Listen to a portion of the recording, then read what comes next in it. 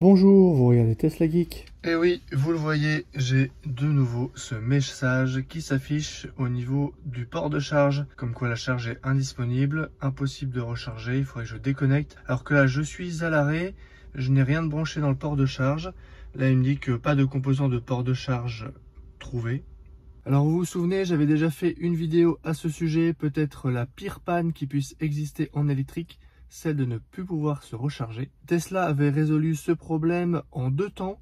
La première fois, il m'avait changé un cache de protection avec un capteur qui ne fonctionnait plus très bien et qui du coup mettait la prise de charge en défaut. Et la deuxième fois, c'était un problème de mise à la masse, donc des vis qui tiennent le port de charge et qui font contacteur et qui vérifient que le port de charge est bien fixé, et quand il n'est pas bien fixé, ça coupe la charge. Donc il m'avait fait ça en 2 temps. Heureusement, que ce soit pour le premier problème ou pour le second, je n'avais jamais eu de problème à charger. La prise de recharge parfois s'affichait rouge. Vous savez, on a un petit logo Tesla à côté de la prise. Quand c'est rouge, c'est très mauvais signe. Et en fait, je branchais, ça moulinait un petit peu, ça se mettait en rouge, je débranchais, je rebranchais, et ça marchait. Ça finissait par démarrer la charge, du deuxième coup, il n'y avait pas de problème. Et aussi une autre fois, avec l'autre message, pareil, je pouvais quand même me brancher et ça finissait par démarrer assez rapidement. Donc je n'ai jamais été bloqué.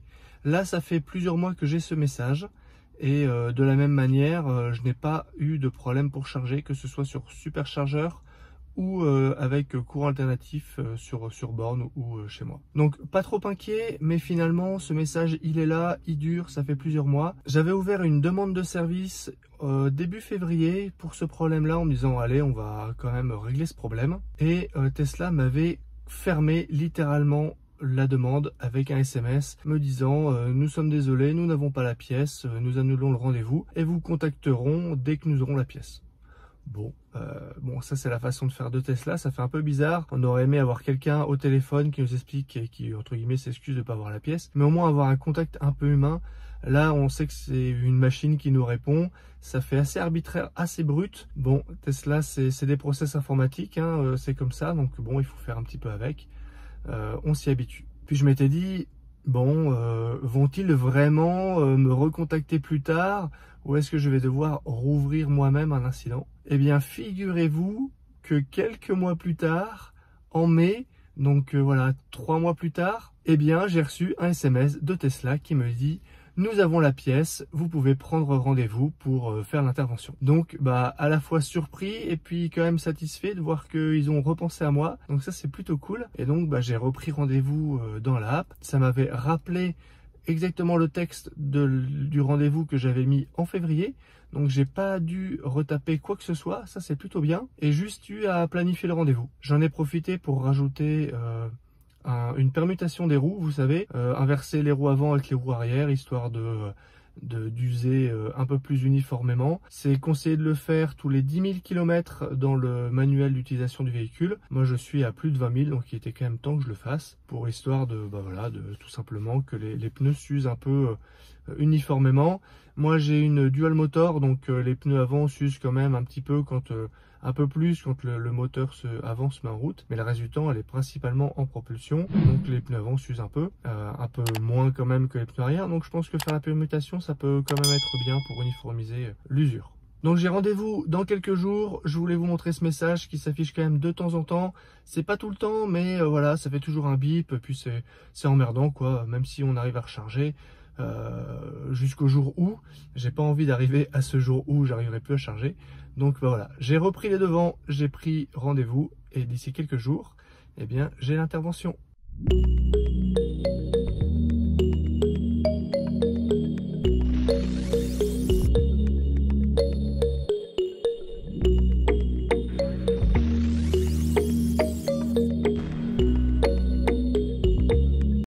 Arrivé à mon rendez-vous au service center de l'Île-les-Quins, je vais aller tout de suite déposer la voiture, leur donner la carte et puis m'installer dans leur petit salon d'accueil et en attente que les interventions soient faites. Et on se retrouve tout de suite après. À tout de suite. Ce fut l'occasion de jeter un nouveau un œil à l'un des 3 modèles Y-Perf noirs qui sont mis à disposition pour des essais. Alors là, ils n'étaient pas encore nettoyés, ils allaient le faire juste après. J'ai porté une attention toute particulière à l'état des jantes de ce modèle qui sont ma foi quand même fort abîmées. Je pense que les gens ne font pas vraiment attention et puis ils ne connaissent pas le gabarit, c'est quand même assez large un modèle Y et voilà un peu le résultat. Il y a des chances que Tesla mette en vente ces modèles d'ici la fin du trimestre, comme ils en ont l'habitude. J'espère qu'ils auront d'ici là changé les jantes. Pour les ventes, c'est quand même mieux qu'elles soient nickel. Quand je suis arrivé au service center, il n'y avait plus de véhicules dans le showroom et pendant que j'étais là, ils ont été installés un nouveau véhicule. Du coup, je me suis dit, ça pourrait faire une vidéo à 1 million de vues intitulée « L'ETA du centre de service abîme un modèle Y tout neuf en voulant le faire rentrer dans le showroom ». Si jamais ce type d'incident devait arriver, ce serait vraiment dommage que je ne l'ai pas filmé alors que j'étais là. Alors j'ai sorti mon téléphone pour enregistrer tout ça, mais bon, finalement, ça s'est très bien passé. C'est pas aujourd'hui que je ferai une vidéo à 1 million de vues.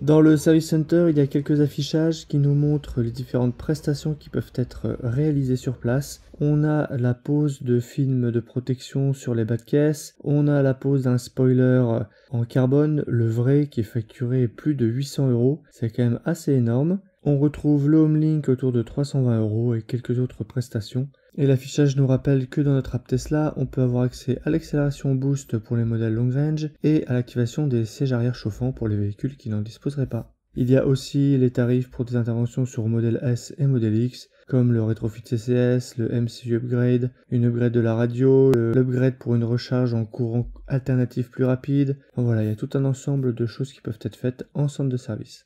Et bien voilà, ça y est, l'intervention est terminée, je viens de récupérer ma voiture, donc tout ce que j'avais demandé a pu être fait. Donc concernant mon problème de message sur le port de charge, ils ont donc vérifié le safety cap, c'est le petit couvercle, le capot de protection qui est à l'arrière de la prise de charge du côté du coffre, qui avait déjà fait l'objet d'un remplacement lors de l'un des précédents problèmes que j'avais vu. Je vous avais fait d'ailleurs une vidéo à ce sujet, donc ça, ils ont vérifié, tout va bien.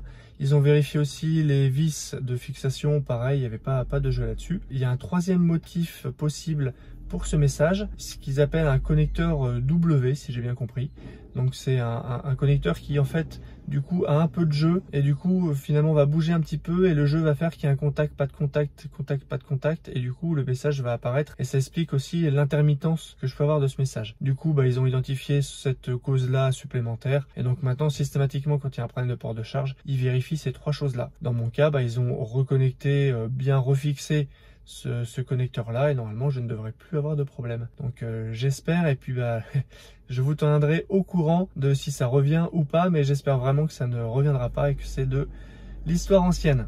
En tout cas, c'est bien de voir que Tesla, avec les différents problèmes qui arrivent, ils engrangent de l'expérience et ils finissent par améliorer leurs procédures en ajoutant un certain nombre de points de contrôle supplémentaires pour ce type de soucis. Donc ça veut dire, je pense que si vous maintenant vous avez ce même problème que moi et que vous l'avez jamais eu, normalement il devrait faire toutes les vérifs que moi j'ai fait et j'ai eu les unes après les autres et qui m'ont obligé à revenir plusieurs fois. Normalement vous, ils vont tout vérifier d'un coup et ça devrait être réglé du premier coup. Ensuite, j'avais demandé aussi la permutation des roues. Donc je vous l'avais dit, c'est conseillé tous les 10 000 km. Moi j'ai un peu plus de 20 000, donc il était temps que je le fasse. Donc en fait, quand ils permutent les roues, ils mettent les roues avant à l'arrière et les roues arrière à l'avant, mais en faisant aussi un switch, une permutation. C'est-à-dire que moi, la roue qui est là-bas à l'avant droite s'est retrouvée derrière gauche et avant gauche, arrière droit. Donc il y a un croisement qui est fait. Apparemment, c'est comme ça que se font les voitures à 4 roues motrices. Alors même si nous, on sait que c'est pas une vraie 4 roues motrices, qu'elle n'est pas permanente, que c'est majoritairement une propulsion. Bon, en tout cas, ils appliquent ça.